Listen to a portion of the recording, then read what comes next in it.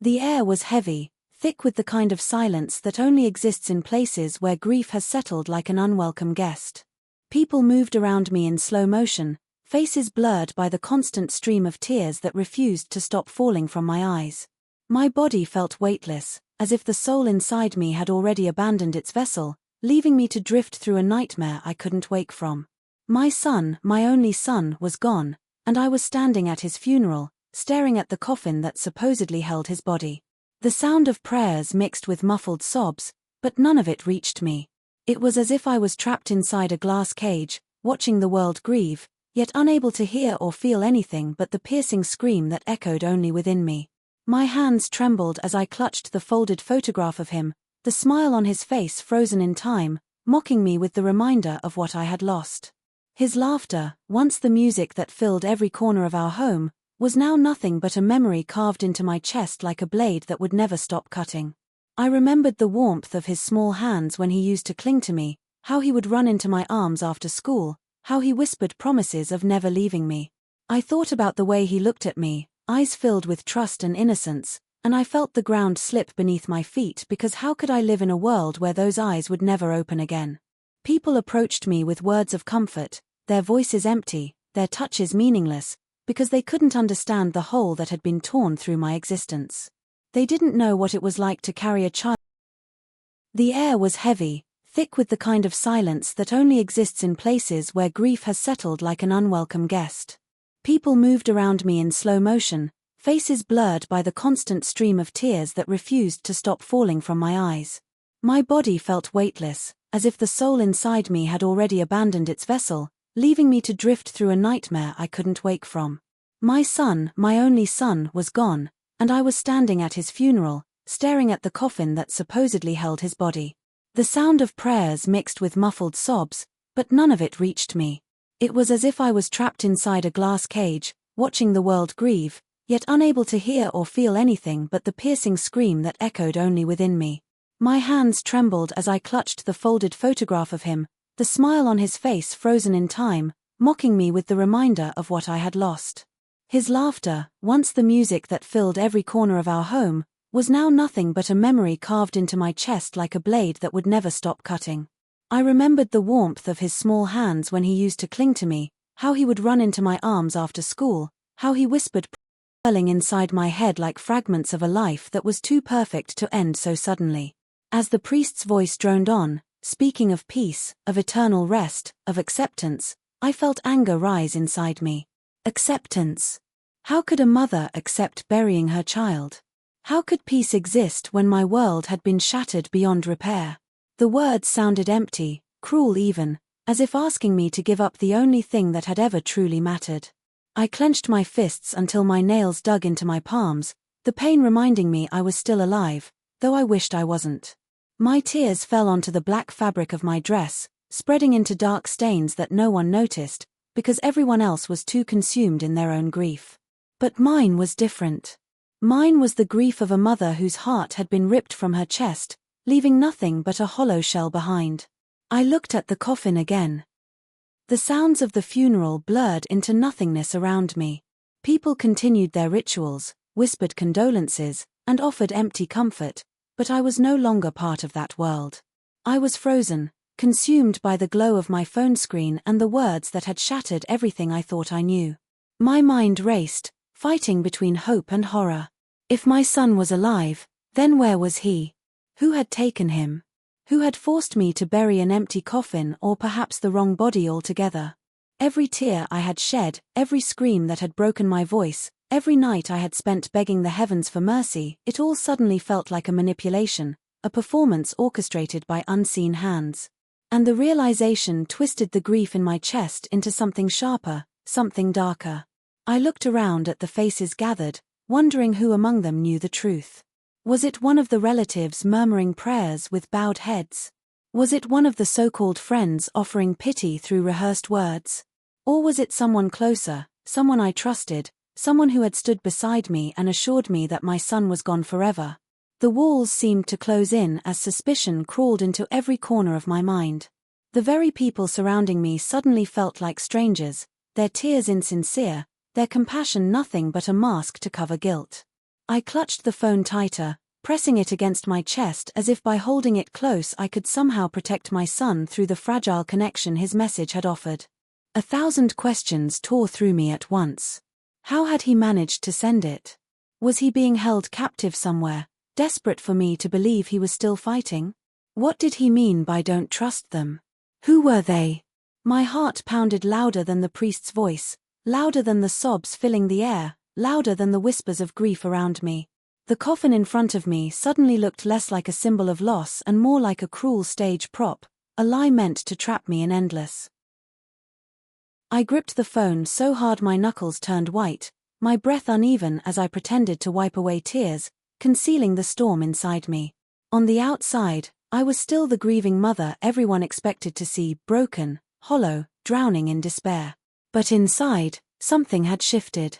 A spark of hope had been lit, fragile but fierce, and it burned with the promise of uncovering the truth. My son was alive. He had reached out to me. And now, more than ever, I knew that grief was no longer my only companion. Suspicion, anger, and determination had taken its place, weaving themselves around my heart as I silently vowed to find him, no matter what it cost me. The words on my phone replayed in my mind like an endless echo, refusing to fade, refusing to let me slip back into the haze of grief I had been drowning in. I'm alive. Don't trust them. Those words were not just a lifeline, they were a dagger tearing through the fabric of everything I thought I knew. As I stood in that suffocating room filled with mourners, I felt the ground shift beneath me. Every face, every tear, every sympathetic gesture suddenly appeared different, tinted with suspicion. The grief that had chained me was transforming into something else, something sharper, and the weight of betrayal began to settle heavily on my shoulders. I looked around the room, studying them, one by one. My relatives sat in clusters, whispering, their heads bowed in what looked like sorrow, but to me it suddenly felt staged, practiced, rehearsed. Some of them had always been too quick with their judgments, too eager to remind me of my failures, of my struggles as a single mother. Could one of them be involved? Could they have hidden my son from me, stripped me of my motherhood just to satisfy their own twisted motives? My chest tightened at the thought, rage boiling just beneath my skin, but I forced myself to keep still, to let no one see the storm that was building inside me. Then my eyes landed on my so-called friends. The thought that someone had planned this, that someone had orchestrated my son's disappearance and convinced me of his death, burned inside me like fire. Why would they do this? What could possibly be gained from ripping a child away from his mother, from staging his death, from forcing me into the torment of mourning a boy who was still alive? Was it money, revenge, power? Or was it something far darker, something I hadn't yet imagined? The questions clawed at me, each one heavier than the last, and I knew I couldn't ignore them any longer. I forced myself to maintain the appearance of grief-stricken silence, wiping away tears as though they were only for the son I believed I had buried. But inside, my mind was racing, piecing together fragments, searching for cracks in the lies I had been fed. I remembered the way one of my cousins had avoided my gaze when speaking about the accident, how one of my friends had been oddly insistent that I shouldn't press for details, how the authorities had rushed the paperwork through without giving me much explanation. At the time, those details had been swallowed by my grief. Now, they surfaced, sharp and clear, demanding my attention. The betrayal cut deeper than any grief had. To lose a child was agony, but to realize that the loss was a deception, a theft orchestrated by hands I might have once held in trust, that was a pain beyond words. My heart ached not only for my son but for the innocence of believing I had been surrounded by love when in truth I might have been encircled by enemies. Every kind gesture now felt poisoned, every tear shed in front of me tainted with suspicion. I closed my eyes for a moment, trying to steady my breath, but all I could see was my son's face, not broken, not gone, but alive somewhere, waiting for me. I clung to that image, to the message that had given me a reason to keep breathing.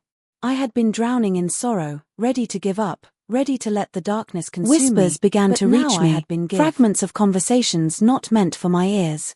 I heard mention of debts, of secrets hidden within the family, of people who had more to gain from my son's absence than from his presence. The thought twisted in my chest like a knife. Could it be that someone I had loved, someone I had trusted, had orchestrated all of this for their own selfish reasons? My mind replayed every interaction, every motive, every hidden glance. Greed, revenge, jealousy, any of them could be the reason my son had been taken from me. The betrayal cut deeper the more I uncovered, until I could no longer tell which pain was worse, the grief of believing my son was dead or the rage of knowing he had been stolen from me by people close enough to call family. There were nights when doubt crept in, when I wondered if the message had been real, if my mind, broken by grief, had conjured it as a desperate illusion. But then I would read it again, the words glowing on my screen, undeniable and raw. I'm alive. Don't trust them. The truth was there, written by his hand, reaching across the darkness to remind me I was not crazy, that my instincts were right. I clung to it like a lifeline, letting it fuel me through the moments when despair threatened to drag me under. The more I searched, the more I uncovered, and with every new piece of knowledge came a deeper understanding of just how dark the secrets around me truly were. What had once been a tragedy now looked like a carefully constructed play, a performance staged for my benefit, designed to keep me blind and broken while they carried out their plans. The coffin, the funeral, the endless condolences, it had all been part of the act. And I had been their audience, their victim, forced to grieve a lie while my son was hidden away somewhere in the shadows. I began to move differently, speak differently, act differently. I masked my rage and suspicion beneath layers of sorrow, letting them believe I was still the weak and. I began to move differently, to think differently, to breathe differently. The softness in me had been replaced with steel. I wore my grief like a mask, letting them believe I was still weak, still drowning, still easy to control. Behind that mask, I studied them, learned their patterns, collected every slip of the tongue, every nervous glance, every contradiction. I had been blind before, but now my eyes were wide open, and nothing escaped them. The very people who thought they had fooled me were feeding me pieces of the truth without realizing it, and I was patient enough to gather them, to build my weapon piece by piece. At night, when I was alone, I looked at myself in the mirror and barely recognized the woman staring back. My eyes no longer carried only sorrow, they carried fire, determination, the quiet rage of someone who had nothing left to lose. My body felt alive again, but not in joy, in fury. It hummed with purpose, with the unshakable drive to find my son and bring down every single person who had played a part in his disappearance. I remembered the nights I had once spent rocking him to sleep, whispering promises that I would always protect him, that no matter what, I would never let the world harm him. I had failed to keep him safe, but I would not fail to bring him back. That promise burned inside me, binding me to a path I could not turn away from. Every betrayal I uncovered added fuel to the fire. Each lie they had told me became another reason to fight harder. The memory of the coffin they forced me to bury haunted me, but instead of breaking me, it sharpened me. That coffin had not been a grave, it had been a challenge, a warning, a symbol of the deception they thought would bury me alive. But I had crawled out of that grave stronger than ever, and now I carried the coffin in my heart not as a symbol of loss, but as a weapon, a reminder of what I was fighting for. The transformation was not instant. There were nights when doubt tried to creep in. People underestimated me because I wore grief like armor. They thought my sorrow made me easy to control, easily softened by promises and platitudes. They were wrong. Every kind word they offered, every false condolence, became a piece of the record I kept against them. I learned their routines, their safe hours, the places they let their guards down. I watched them when they thought I wasn't watching. I listened to their lies the way a surgeon listens for a heartbeat, patient and intent on finding the exact place to cut. I watched smiles that had once comforted me twist into something ugly when their secrets were exposed in the brief flicker across their faces. When I finally moved in to confront them, it was not with the chaotic fury of a woman who had nothing left to lose but with the cold, controlled resolve of someone who had measured the costs and embraced them. I gathered the evidence and the witnesses quietly.